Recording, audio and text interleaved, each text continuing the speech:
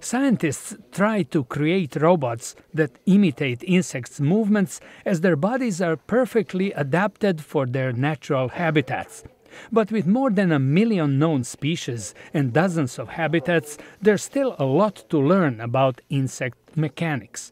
Thomas van de Kamp, a biologist at Germany's Karlsruhe Institute of Technology, says a new X-ray machine will help scientists see precisely how insects move.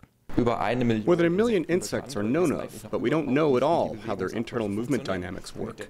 And with this technology, we can look at the movements and can, for example, look at what technical application possibilities there would be for this type of joint. In the past, scientists have used X-ray cameras to capture the motion of living insects, but some of the movements were hard to analyze without the third spatial dimension this technology provides. A granary weevil is placed on top of a rotating platform and scanned by a 3D X-ray camera, which creates cross-section images of its body.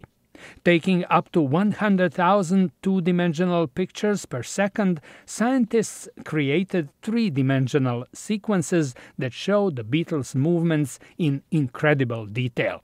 Van de Kamp says it's better than a 3D movie. In contrast to 3D cinema, which we know with the glasses, we not only have a perspective here through two eyes, so virtual 3D, but we have real 3D. This means we have the three-dimensional information of complete data records and can zoom into each part to look at the details of organs and therefore have the complete 3D information. Scientists say the process they call cinetomography enables them to look at tiny specimens in 3D, not from only two directions, but from 1,000 directions. George Putic, VOA News, Washington.